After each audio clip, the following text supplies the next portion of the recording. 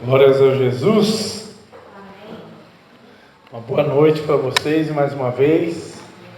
Que a graça e a paz do nosso Senhor Jesus esteja com cada uma das princesas aqui na noite de hoje, né? E também dos príncipes que vão nos acompanhar através dessa gravação. Ainda sobre esse tema, né, que a irmã Gabriela acabou de ministrar aqui, eu quero sugerir, quem não pôde ainda, procura ali no nosso grupo do WhatsApp do Ministério, uma mensagem do pastor Cristian, foi postada ontem, essa semana, um pingente chamado fidelidade. Ouça essa mensagem. Um pingente chamado fidelidade. Essa mensagem eu preguei domingo à noite lá na Ibra de Canelinha. E foi exatamente sobre essa mensagem que a Gabi acabou de trazer, só que a gente não abordou apenas a fidelidade na área das finanças, a gente falou um pouco de fidelidade generalizada, mas principalmente na área de finanças, porque foi a direção que Deus nos deu para aquela noite, né? Assim como a Gabi acabou de ser usada por Deus também para estar reforçando esse assunto que para muitas pessoas ainda é um tabu, né? Eu, desde quando me conheço por crente, é muito comum a gente escutar, né, os pregadores dizendo, né? É difícil pregar sobre dízimos, né? Porque dízimo isso, porque dízimo aquilo. Na verdade, nós que pregamos a palavra de Deus, a gente tem que pregar toda a Bíblia. A gente não tem que escolher, né, o que vai pregar. A gente prega o que Deus manda, né? A irmã Doris acabou de abrir o culto aqui, dizendo, né, buscar em primeiro lugar o reino de Deus. E a gente ficou mais de um ano aqui aprendendo, né? Tinha uma placa aqui atrás, né, de mim, lembrando que Jesus é o rei de toda a terra. A gente ficou mais de um ano ali só para a gente memorizar e nunca mais esquecer que o nosso Jesus, embora seja o nosso irmão mais velho, ele é rei, né? E como rei, ele não pede, ele manda, ele ordena. E como dizia a apóstola Patrícia, manda quem pode, o apóstolo dos Carlos, em memória, né? E obedece quem tem juízo, né? Eu escutava uma mensagem da pastora Nívia Soares, estava ministrando num congresso lá em Manaus, e ela comentava, né, que a geração de hoje em dia é uma geração muito mimada. Uma geração muito mimada, mas mimada ao extremo, né? É muito mole, não dá para dizer nada. Tudo a gente tem que estar o tempo todo pisando em ovos, né? A sensação que a gente tem, nós que pregamos a palavra, é que o tempo todo a gente está pisando em ovos. E o apóstolo René tem ministrado, né? Tem feito uma série de devocionais, dia após dia, inspirado em 1 Coríntios 13, né? Que fala, né? O apóstolo Paulo, escrevendo aos Coríntios, ele vai dizer: quando eu era criança, eu me comportava como criança, mas quando eu cheguei a ser homem, eu acabei com as coisas de criança, e agora eu virei um homem, virei adulto, e agora eu me comporto como adulto. Então, Deus espera que nós possamos nos comportar como cristãos maduros, né? E o cristão maduro, assim como um filho obediente, uma filha obediente, tem que estar disposto a ouvir, né? Puxando a orelha, correção, disciplina. Eu vou falar um pouquinho sobre isso, já estamos no embalo do Espírito, né? Sem ficar, sabe? Meu Deus, doeu demais hoje. A palavra do pastor Cristian foi muito dura. A palavra da pastora Mena, meu Deus. A palavra da Gabi, não precisava. Não, tem que acabar com esse mimimi, né? Essa palavra não é para você, fica tranquilo. É só para quem está ouvindo a gravação. É só para quem vai ouvir a gravação, né? Que não está ao vivo aqui, né? Então, tem que acabar com isso, irmãos, né? A igreja de Jesus hoje é uma igreja doente. Sério. A igreja de Jesus é uma igreja doente. Doente na alma. É a geração das doenças psicossomáticas, depressão, ansiedade, abatimento de espírito, né? Síndrome de... Como é que é o nome daquela síndrome? Síndrome do pânico, síndrome do medo, é tudo que é tipo de síndrome. E a gente vai falar daqui a pouco sobre a síndrome de Gabriela.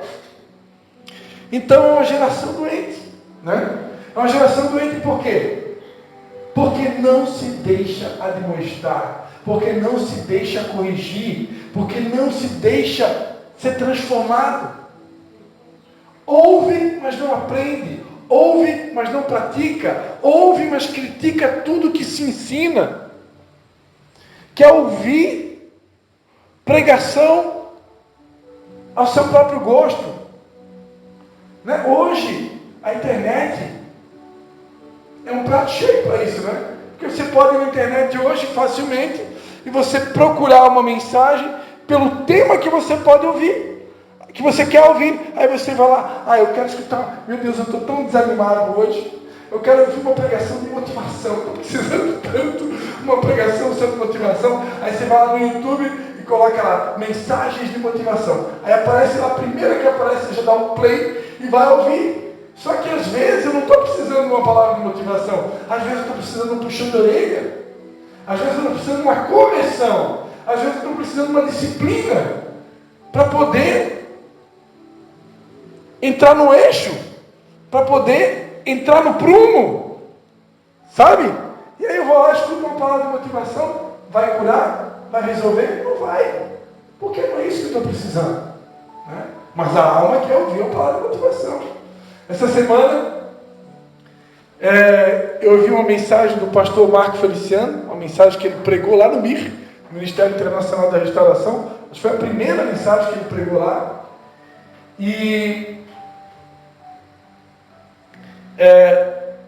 na verdade não foi nessa mensagem, foi uma outra mensagem do pastor Marco Feliciano, que ele lembrou duas pregações clássicas dele, pregações antigas, que eu recomendo vocês ouvirem. Quem nunca ouviu essas duas pregações, ouçam. Vai fazer muito bem para a alma de vocês.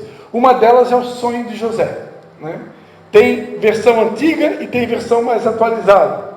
Foi a pregação que Marco Feliciano ministrou no Gideões Internacional, ali em Camboriú, há muitos anos atrás, e foi a mensagem que abriu várias portas para que Marco Feliciano se tornasse quem ele é hoje, né? Um pastor que já viajou, talvez, não vou dizer quase todos os países do mundo, mas muitos países, né? É um dos pregadores do Brasil hoje, que se tornou conhecido a nível internacional, por causa do dom que Deus deu para ele, e tudo por essa mensagem, né? O sonho de José. Mas tem uma outra mensagem do pastor Marco Feliciano, que eu recomendo, que é o dia da provação. Meu Deus, você nunca mais vai ser o mesmo, ou a mesma, depois de ouvir essa mensagem, o dia da aprovação. É muito forte. É forte demais. Mas, ao mesmo tempo, é bênção. Porque a partir do momento que a gente ouve mensagens como essa, a gente começa a conhecer um evangelho mais real. Um evangelho que, ao mesmo tempo que te apresenta um Deus que é bondoso, é amoroso, é misericordioso, mas também me apresenta um Deus que é Pai, que corrige, que disciplina, que exorta, que transforma. É um Deus que não te livra da prova, mas Ele te livra na prova. Nós queremos muitas vezes um Deus que nos livre da prova, que nos livre da humilhação, que nos livre da perturbação, da dor, da vergonha. Mas às vezes Deus não vai te livrar da vergonha, Deus não vai te livrar da dor, Deus não vai te livrar da escassez muitas vezes, porque se você e eu precisarmos ser aprovados nesses testes, nós teremos que passar. Eu pregava ontem na nossa célula ali em São João, né, a famosa frase do apóstolo Paulo: eu sei passar necessidade, eu sei ter em abundância, sei passar de escassez, sei passar por tudo e qualquer tipo de prova, seja elogio, seja crítica, seja bonança, seja escassez, eu posso todas as coisas naquele que me fortalece. Só que para a gente poder chegar no nível de Paulo e poder estufar o peito e dizer, eu posso todas as coisas naquele que me fortalece, você vai ter que aprender, meu. Você vai ter que aprender a passar pela escola de profetas. E a escola de profetas não é fácil. Porque tem um monte de crente aí fora que está querendo pular a matéria. Ele quer só o evangelho da prosperidade, que a gente também prega, porque a gente também acredita que Deus quer nos abençoar e prosperar. Só que nós não pregamos só isso. A gente prega toda a Bíblia. Eu aprendi assim: pregue a Bíblia toda para o homem todo em todo o tempo. Anota aí, crente. Então, a Bíblia ensina sobre perdão, eu prego sobre perdão. A Bíblia ensina sobre amor e misericórdia, eu prego sobre amor e misericórdia. A Bíblia ensina sobre humildade, eu prego sobre humildade. A Bíblia ensina sobre prosperidade, eu prego também. Eu prego tudo que a Bíblia ensina. Agora, querer omitir algumas partes da Bíblia, como alguns crentes estão querendo, um evangelho que se adeque a ele, que se molde a ele, né? Não é o ortopédico, não, porque se fosse ortopédico, às vezes os pastores trocam a palavra. Ortopédico, mas é aquele que alinha, né? Eu vendo, trabalho com ortopedia e alinhamento, né? De coluna. Então, quem dera, as pessoas querem, na verdade, uma cruz moldável, né? Eu não quero uma cruz ortopédica, eu não quero uma cruz que vai alinhar a vida delas, né? E a cruz de Jesus é uma cruz que vai alinhar a nossa vida, que vai alinhar a nossa vida ao coração do Pai. Só que essa cruz, ela não se adapta a nós, é nós que precisamos se adaptar a ela. E todas as vezes que eu tenho que me adaptar a ela, vai gerar um desconforto. Eu trabalho, né, com produto ortopédico, meus irmãos sabem o que é, né? E quando eu vou na casa do cliente fazer o pós-venda, eu explico para eles, nos primeiros dias se prepara, porque possivelmente vai doer, vai gerar um desconforto, porque você estava dormindo no negócio mole, né, que não era ortopédico, e aí o que acontece? A tua coluna já se acostumou com aquilo, agora você vai usar um produto ortopédico que vai corrigir a tua coluna, vai endireitar ela, vai colocar ela de volta para o lugar, e isso pode doer, principalmente para quem já passou dos 40, dos 50, né, que aí já tem um pouquinho mais de dor, né? A idade do condor, como diz meu pai. Então vai doer um pouco no começo, só que é uma dor que vem para melhorar, né? Porque depois que passar aqueles primeiros dias de alinhamento, de adaptação, a dor vai sumir e a pessoa vai se sentir bem e vai dormir melhor. Assim é a cruz. No começo dói, porque nos confronta, nos corrige, nos tira do conforto, mas depois que eu aprendo, que eu me acostumo a carregar a minha cruz, a gente vai ver o quanto que faz bem para a gente. Porque Deus não quer o nosso mal, Ele quer o nosso bem. Amém, queridos? É bênção? Então, como eu falava para vocês, eu quero pregar na noite de hoje sobre a síndrome de Gabriela. Quem aqui já ouviu falar na síndrome de Gabriela? Né? Ou na música da Gabriela, né? Eu vou ler aqui para vocês. A síndrome de Gabriela acontece quando uma pessoa acredita que não precisa mudar ou adaptar o seu comportamento. A música Eu nasci assim, eu cresci assim, eu sou mesmo assim, vou ser sempre assim, Gabriela. Trecho da música escrita por Dorival Caymmi, interpretada por Gal Costa, fez sucesso na TV na década de 70, por isso que alguns aqui não conhecem, né? O pastor nasceu em 75, eu nasci nessa década. Foi tema da personagem central da telenovela Gabriela, uma adaptação da obra do autor baiano Jorge Amado. Quem leu os livros de Jorge Amado, né, quando era jovem, né, lá na faculdade, no 2º grau, eu li alguns, né? Fazia parte do roteiro, né, de formatura. A trama mostra uma mulher que não conseguia se adaptar aos costumes da época e se recusou a moldar o seu jeito espontâneo e um pouco rude para se enquadrar na cidade em que vivia. Ao se recusar a mudar, crendo que nasceu daquela maneira e assim permaneceria até o fim da sua vida, o indivíduo dificulta o seu crescimento profissional e pessoal.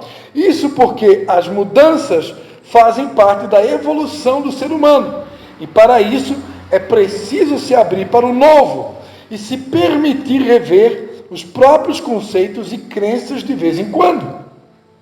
De vez em quando eu tenho que rever os meus conceitos. A síndrome de Gabriela está relacionada a uma forte resistência ao novo e a dificuldade em aceitar mudanças. Você conhece alguém assim? Não precisa apontar o dedo. Indivíduos que apresentam o problema não conseguem enxergar que a sua forma de ser e agir pode estar, na realidade,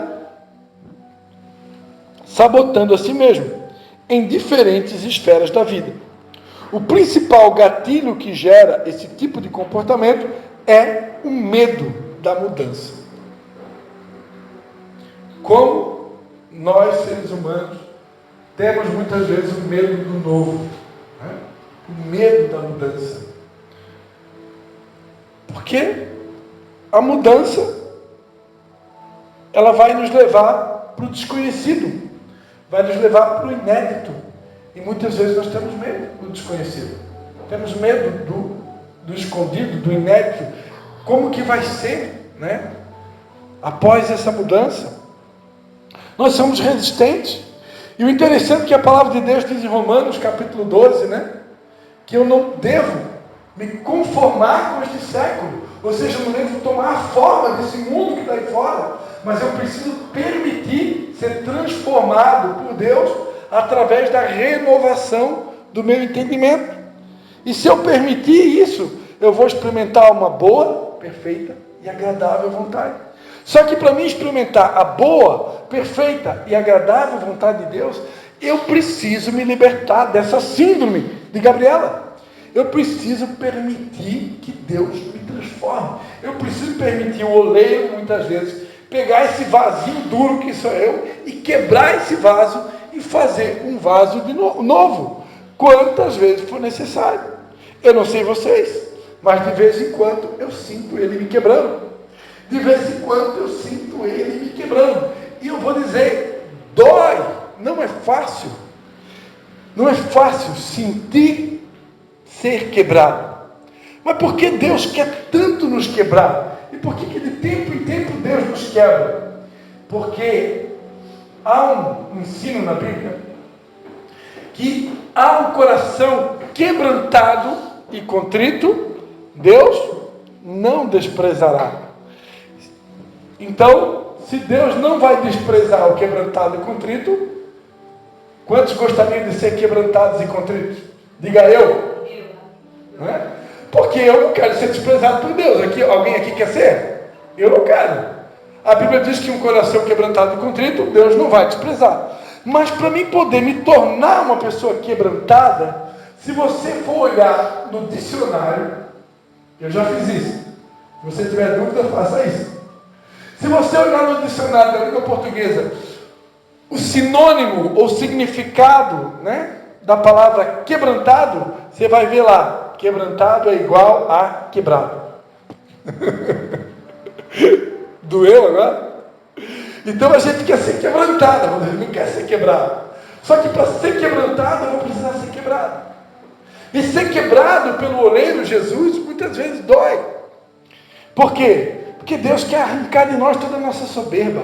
Deus quer arrancar de nós todo o nosso orgulho. Deus quer arrancar de nós toda a nossa prepotência, o nosso achismo, a nossa vaidade, o nosso eu sei.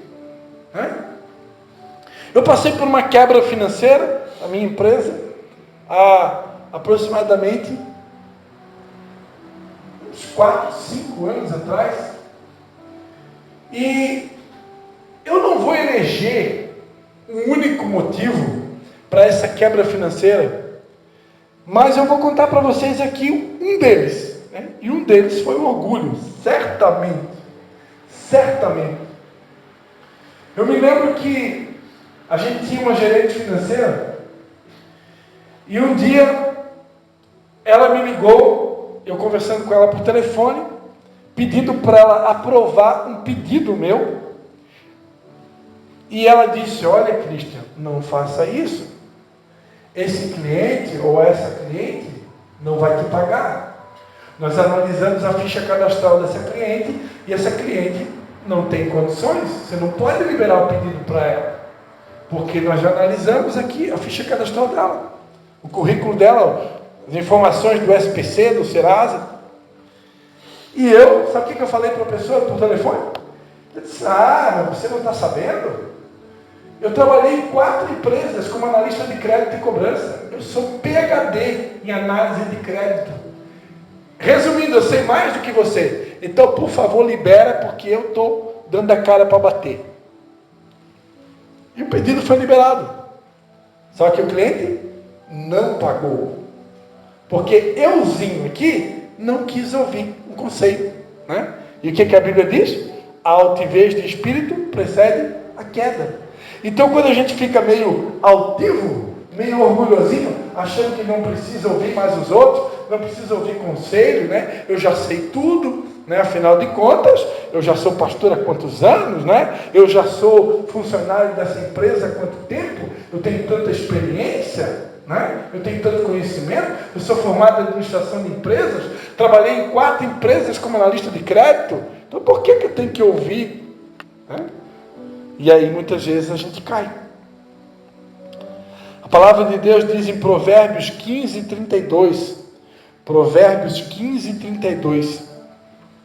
O que rejeita a correção menospreza a sua alma, mas o que escuta a repreensão adquire o entendimento. Vou repetir. O que rejeita a correção menospreza a sua alma, mas o que escuta a repreensão adquire entendimento.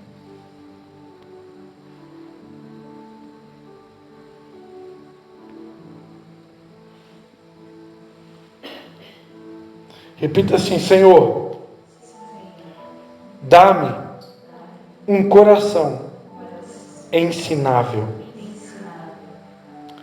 Tudo que nós precisamos, amados, é um coração ensinável. Jesus, certa vez, ele pegou uma criança e, tomando aquela criança, ele colocou no meio onde estavam os discípulos. Eu não me recordo bem agora onde estavam ali, talvez fariseus, saduceus, escribas. E Jesus, tomando aquela criança, ele coloca ela no meio deles e ele diz: olha, em verdade eu vos digo, se vocês não se converter e não se fizer como crianças, de modo algum vocês vão entrar no reino dos céus. Mateus 18, do 2 ao 3. Irmã Doris começou o culto dizendo: buscai em primeiro lugar o reino de Deus, o reino dos céus. E aqui Jesus ele dá um segredo para a gente poder entrar no reino. Porque eu preciso ser um partícipe desse reino. Eu preciso colocar ele como prioridade na minha vida. Só que tem um detalhe: muitas pessoas nem conseguem ser partícipe do reino. Muitas pessoas não conseguem nem entrar no reino. Porque para entrar no reino tem uma condição. Para poder ser um membro do reino, eu preciso me converter e me tornar como uma criança. E eu diria, sem medo de errar, que uma das principais características de uma criança é o desejo de aprender. É o coração ensinar. Embora que já existam crianças orgulhosinhas, né? Acho que tem também, né? Crianças que acham que não precisa aprender. Na verdade, é que tem crianças que não gostam de aprender, né? Tem criança que quer só brincar. Porque brincar é típico de criança, né? Então, diga-se de passagem, abre parênteses, nós pais precisamos arranjar tempo para brincar com os nossos filhos. Fecha parênteses. Porque a geração de hoje, eu sei que eu tenho um menino lá em casa, que se eu não tomar as rédeas, ele é apaixonado por eletrônico. Adora, né? Tem os aplicativos ali, os brinquedinhos dele e joguinho no celular. Se deixar, vicia. E vicia mesmo. Só que vício é pecado. Então nós pais precisamos puxar as rédeas dos nossos filhos e discipliná-los, colocar limites, porque vicia. E vamos arranjar tempo para brincar com eles. Jogar bola, brincar. Outro dia, o meu filho perguntou: pai, como é que eram as brincadeiras tuas de criança? Aí eu estava falando para ele de brincar de tilica. A gente gostava de brincar de tilica. Ainda não deu tempo, mas eu vou essa semana, em nome de Jesus, me cobrem. Eu vou comprar as tilicas, não sei onde é que acha, né? Mas vou dar um jeito de achar. Em algum lugar tem para vender, né? No I99, né? Deve ter, né? E eu vou ensinar meu filho a jogar tilica. Já ensinei ele a andar de bicicleta, está andando de rodinha ainda. Outro dia... Oi? Pau no ombro. Pau no ombro? É, que joga os taquinhos e bota a bolinha, joga de um lado ou do outro para ver quem vai. Uma criança gosta de brincar. E não conhece? Não lembro agora. É bom, hein? Eu já levei ele para andar de bicicleta com rodinha. Ensinei ele a soltar pipa. Fizemos uma pipa junto. Ensinei a soltar pipa. Essa semana eu conversei com a psicopedagoga lá, peguei várias ideias, né? Para diversificar, para não deixar o meu filho se viciar em eletrônico. Colocamos ele agora numa escola que é chamada na parte da tarde, né? Que ele estuda na parte da manhã, que é o contraturno, para ele ficar interagindo com crianças, brincando lá. Ele vai ter aula de robótica, tem um monte de coisa que ele vai aprender lá. Vai ter musicoterapia, eu acho que no futuro também, mas para tirar a criança da tecnologia, né? E aí quando ele está em casa, ele vai ter o tempo dele. Mas, voltando, agora fecha parênteses, né? Apesar que o Espírito Santo está no comando, né? As crianças, normalmente, elas são ensináveis. Normalmente, as crianças são ensináveis. Elas gostam de aprender. Por isso, Jesus disse que nós precisamos nos tornar como crianças. Um coração ensinável. A palavra de Deus diz, em Provérbios 13:18, o sábio e humilde aceita confrontos e deseja ser repreendido. Essa frase, na verdade, é uma frase minha, tá, irmãos? Essa frase é minha, eu que escrevi. O sábio e humilde aceita confrontos e deseja ser repreendido.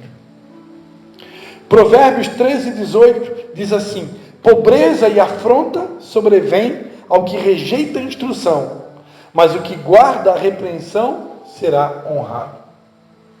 Como é que nós nos comportamos quando alguém nos repreende? Como é que a gente se comporta quando alguém chama a nossa atenção? Esses dias a gente estava voltando de um congresso da nossa cobertura espiritual lá na cidade de Florianópolis. Estava eu, o pastor Hector, minha mãe, e no caminho, acho que foi no restaurante, que parou para almoçar, e a minha mãe me corrigiu numa determinada área, né? Eu não gostei muito não, mas engoli. Agora, o pior de tudo, irmãos, o garçom do lugar onde a gente parou para almoçar. A minha mãe achou um baita de um fio de cabelo na comida. E ela pediu educadamente para o garçom, na verdade era na salada, né? Ela não pediu para trocar toda a salada, ela pediu para trocar, se possível, aquela parte da salada, que tinha um tipo de salada lá que ela gosta de comer, que justamente é a salada que tinha um baita de um fio de cabelo. E ela pediu para o garçom se ele podia trocar pelo menos aquela parte, né? Minhas irmãs queridas, vocês tinham que ver a cara do garçom. O garçom só faltou dar um pulo de 2 metros de altura. Ficou indignado. Primeiro ele reclamou, murmurou, saltou, aí depois ele pegou a comida, foi lá e trocou. Aí ele voltou mansinho, que nem, né, um gatinho. Mas primeiro ele fez o que não poderia ter feito, né? E o pior, que nós que somos os garçons de Deus, aqueles que servem a palavra de Deus, aqueles que servem as pessoas, aqueles que deveriam ser exemplos de Jesus aqui na terra, modelos de Jesus aqui na terra, imitadores de Jesus, muitas vezes quando a gente é repreendido por alguém, quando alguém chama a nossa atenção, a gente às vezes faz parecido com o garçom do restaurante, não é verdade? E nós precisamos aprender a ser corrigido de boca fechada, como Jesus, como ovelha muda, foi levado dentro dos seus tosqueadores e não abriu a sua boca. É fácil? Não é tão fácil. O nosso orgulho vai lá no chão, né? Mas quando nós aceitamos a correção, a palavra de Deus diz que aquele que guarda a repreensão será honrado. Quantos gostariam de ser honrados por Deus, né? A Bíblia diz que a humildade precede a honra. A humildade precede a honra. A pessoa que é humilde, que aceita a repreensão, que aceita a instrução, que aceita a correção, ali na frente ela vai ser honrada. Mas o altivo de espírito, a altivez de espírito precede a queda. Quando eu rejeito a correção, quando eu rejeito a instrução, ali na frente eu vou cair. Pode ter certeza. Porque a altivez precede a queda. A Bíblia diz no Salmo de número 2, versículo 10 e 11: Agora, pois, ó reis, sejam prudentes, deixem-se advertir, juízes da terra, sirvam o Senhor com temor e alegrem-se nele com tremor. Eclesiastes 4,13: Melhor é o jovem pobre e sábio do que o rei velho e insensato que não se deixa mais admoestar. Eclesiastes 4,13. Amados, é melhor ser jovem e pobre, muitas vezes, a Bíblia está dizendo, do que sábio e insensato, que já não se deixa mais admoestar. O dia que a gente for dominado pela síndrome de Gabriel e achar que eu nasci assim, eu vou morrer assim, eu não tenho mais nada para mudar, começou a minha queda. Porque algo que eu tenho percebido ao longo dos anos, o Espírito Santo, ele está sempre querendo derramar um vinho novo sobre a igreja. A palavra não muda, Deus não muda, mas ela se renova. Deus tem a capacidade de renovar a mensagem dele para que ela possa, com muita sabedoria, alcançar as vidas no tempo em que a gente está inserido. Então, se eu querer pregar uma mensagem da mesma forma que eu pregava há 20 anos atrás, é a mesma palavra, é o mesmo Deus, mas se eu quiser pregar ela do jeito que eu pregava há 20 anos atrás, para os dias de hoje, vai dar problema, não vai dar certo. Por quê, pastor Cristian? Porque a outra geração é um outro tempo. Então você está dizendo que eu agora vou me adaptar ao tempo de hoje? Não, eu comecei dizendo que não. Eu comecei dizendo que o Evangelho não tem que se adaptar às pessoas. As pessoas é que têm que se adaptar à palavra. Porém, se eu pedir a Deus sabedoria, Ele dá sabedoria a quem pede liberalmente. Se eu pedir a Deus sabedoria, sabe o que vai acontecer? Deus vai me dar uma graça para pregar a palavra que não muda, de um Deus que não muda, de um jeito que alcance as pessoas do século de hoje. Está dando para entender? E isso a gente chama de vinho novo. É uma nova revelação, um novo entendimento do mesmo Evangelho, do mesmo Deus, só que um entendimento novo, que vem acompanhado de uma sabedoria dinâmica que só Deus tem, que Ele dá a todos que pedem, que alcance as pessoas desse tempo. Porque eu não posso cair na mentira do diabo e dizer, meu Deus, que geração difícil, né? Que geração impossível, que geração, meu Deus, não posso fazer isso. Fazer isso é chamar Deus de limitado. Fazer isso é dizer que Deus não tem poder. Como eu cometi o pecado muitas vezes. Muitas vezes não, mas eu cometi esse pecado. Quando eu fui pastor em Nova Trento durante muitos anos, as dificuldades que nós enfrentamos foram tantas, irmãs, tantas, que de vez em quando houve um momento que nós literalmente jogamos a toalha e saiu da nossa boca, meu Deus, Nova Trento é muito difícil. Nova Trento é muito difícil. E o pior de tudo, quando o pastor fica doente, as ovelhinhas ficam tudo doentes igual a ele. Aí daqui a pouco as ovelhinhas começam a repetir a mesma fala. Nova Trento é difícil, né, pastor? Não, Nova Trento é muito difícil. Não, Nova Trento não tem jeito, né? Misericórdia, Senhor, da nossa incredulidade. Como, irmão? Se a Bíblia diz que para Deus não há impossíveis, como que vai sair da boca de um pastor? Nova Trento é difícil, Tijucas é difícil, Canelinha é difícil. Não existe isso. Para Deus não há nada impossível. Abraão com 100 anos de idade, uma casada com uma mulher estéril, não tinha mais o que fazer. Deus foi lá e fez um milagre. Então Deus é especialista, amados, de levar a gente no limite, né? Queira Deus que vocês não cheguem no limite que eu cheguei, né? O meu limite foi fazer um culto com uma única pessoa. Nós aqui hoje estamos em 4, 5, né? Então está bem maior do que a prova que eu passei, né? Aí eu fiz o culto de uma única pessoa com uma única mensagem, que durou, foi que nem o sermão de Jonas, né? Durou menos de 1 minuto a minha pregação. Só estava eu e a irmã Leia, que vai ser ungida pastora amanhã à noite lá por direção de Deus, amanhã à noite lá em Canelinha, tá? Vocês estão todos convidados. Pastor Leonardo vai ser ungido, né? Vocês já estão sabendo. E a minha discípula amada, que está comigo há 20 anos comigo, isso é ser fiel, né? Vai ser ungida pastora amanhã à noite, né? Para a honra e glória do nome de Jesus. Ela, um culto só eu e ela, irmãos. A irmã Leia, naquela noite, era o dia da aprovação, né? Faltou todo mundo.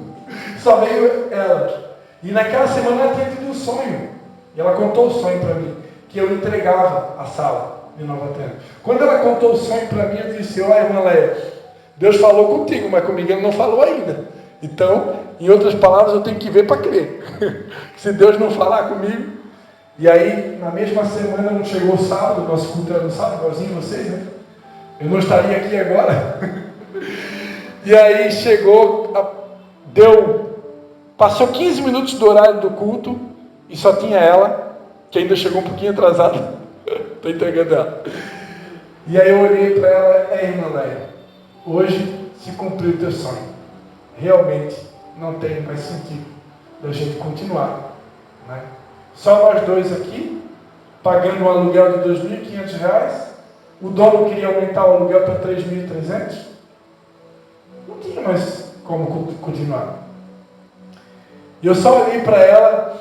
A minha mensagem foi: você sabe qual foi o fim de todas as igrejas que a gente lê lá em Apocalipse? A igreja de Esmirna, Tiatira, Laodiceia, Filadélfia, Éfeso. Você sabe qual foi o fim delas? Não, pastor. Todas elas fecharam. Essa foi a minha pregação. Foi uma espécie de desabafo, né? Naquele momento ali, quando só estava eu e ela. Mas eu estava no espírito, tá? Então, acho que não foi desabafo, não. Mas foi o que veio no meu coração naquele momento, né? E eu precisei fechar, né? Foi uma das decisões mais difíceis da minha vida, né?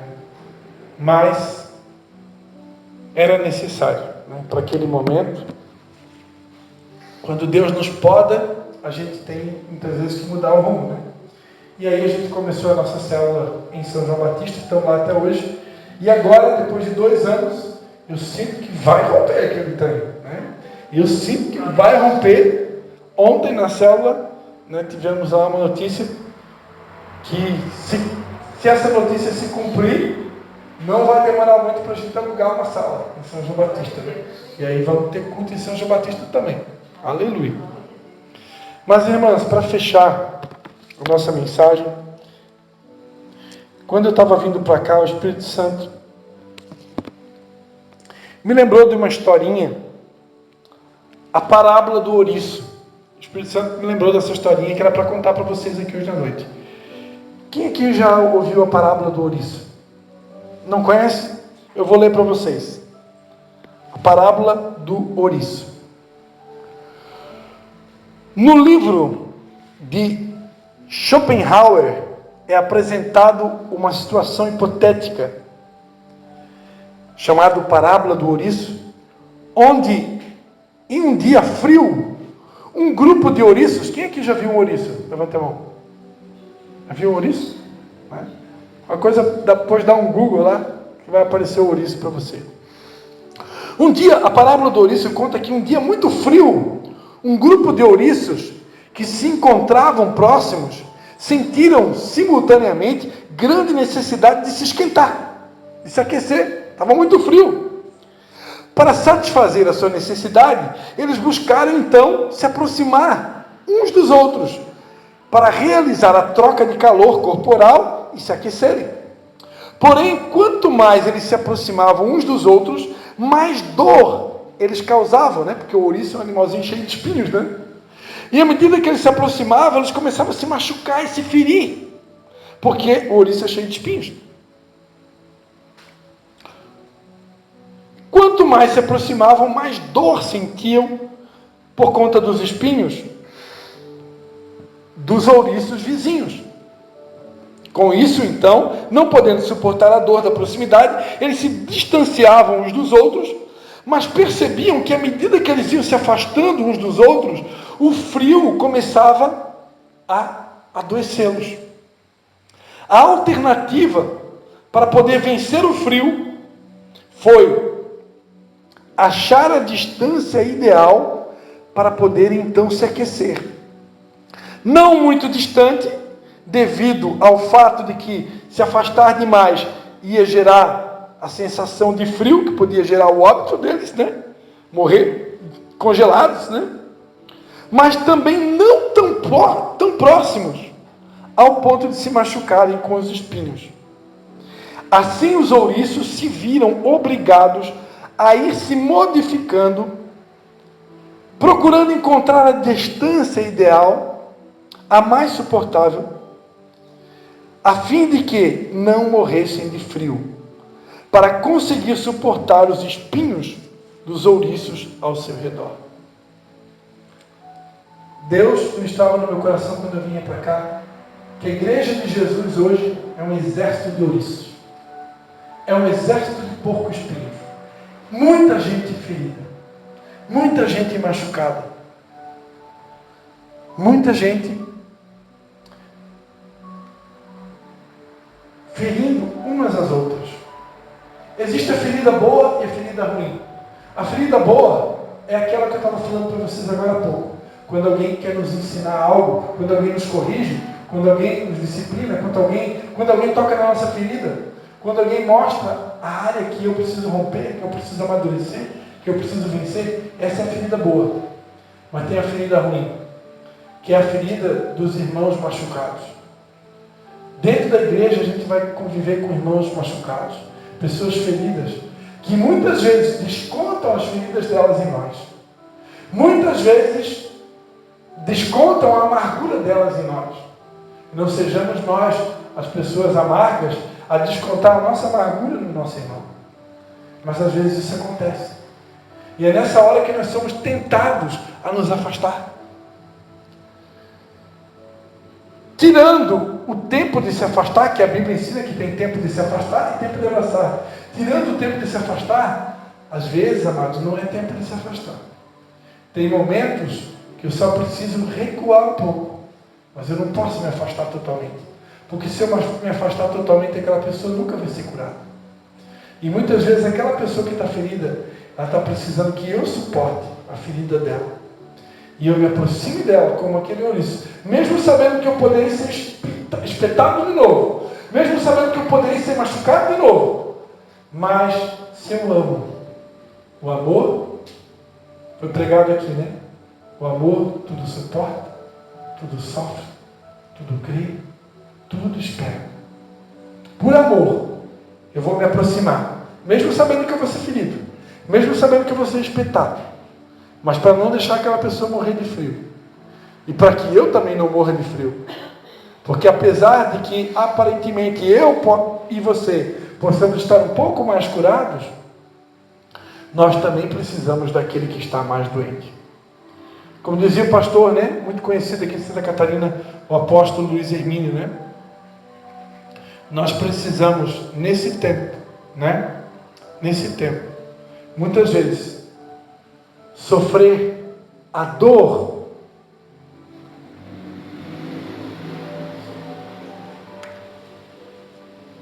pela parte doente do corpo.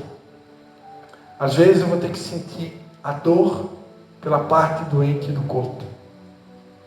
Porque só através de pessoas que tomam as dores da parte doente do corpo, é que eu vou poder contribuir para sarar a parte doente do corpo. Então, se você se considera alguém que está menos doente, muitas vezes, aprenda isso, eu e você vamos precisar ter que aceitar as dores da parte doente do corpo. O pastor Luiz Hermínio, ele conta, que ele estava no médico e o médico deu uma injeção nele e ele estava com uma determinada, acho que enfermidade, não me lembro bem agora, mas o médico deu a injeção, acho que foi no bumbum, E aí, naquele momento que ele estava recebendo a injeção, ele começou a chorar e o médico perguntou para ele: por que você está chorando? Aí ele disse: porque Deus está falando comigo. E o médico perguntou: como assim Deus está falando contigo? No momento que você está ganhando a injeção? Aí ele disse: sim, Deus está falando comigo. Aí o médico curioso perguntou: mas o que Deus está falando contigo? Deus está falando comigo que muitas vezes a parte curada do corpo vai precisar sentir, a dor, a picada da parte enferma do corpo, para que essa parte doente do corpo seja curada. Mas eu não tenho culpa, pastor Christian. Não foi eu que pequei. Não fui eu que errei. Por que eu tenho que sofrer essa dor? Por que eu tenho que passar por essa humilhação? Não fui eu que provoquei isso. Mas a parte doente, curada do corpo, a parte saudável do corpo, muitas vezes, para que a parte doente seja curada, vai precisar tomar o lugar. Quantos estão entendendo?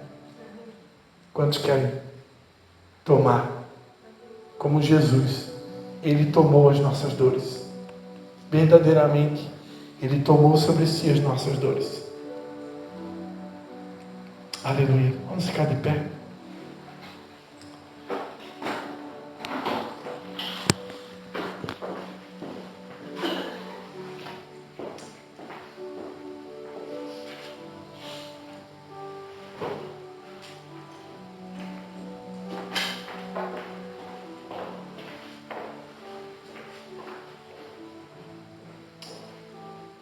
Vou deixar a irmã escolher a música que Deus tocar no coração dela. Eu tinha sugerido uma música, mas eu acho que a gente tem que trocar de música.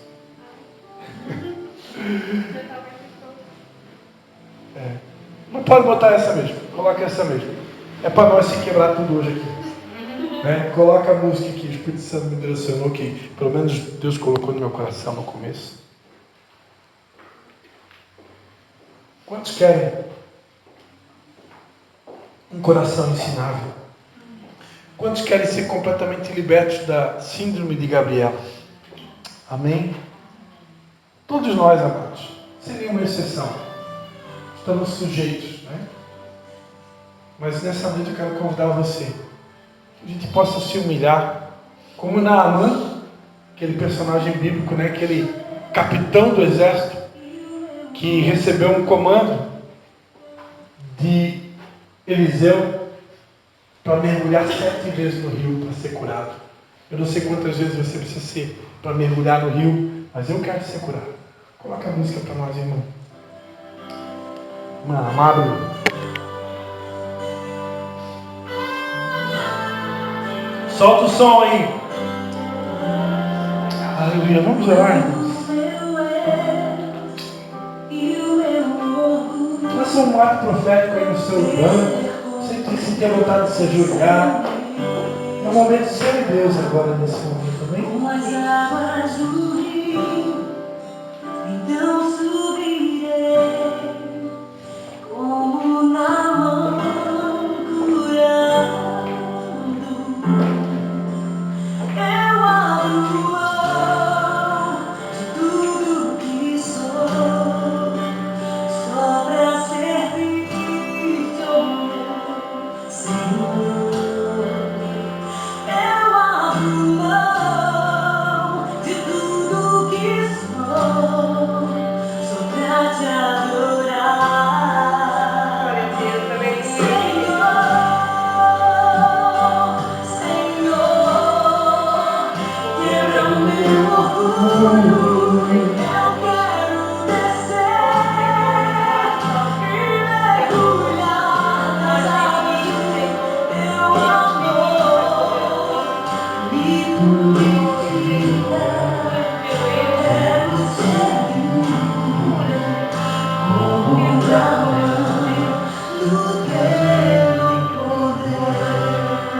o papai querido, em nome de Jesus. Senhor, em nome de Jesus. Nós estamos aqui prostrados dentro do teu trono, para nos humilhar debaixo da tua potente mão e reconhecer, Pai, que somos miseráveis, cegos, pobres e nus.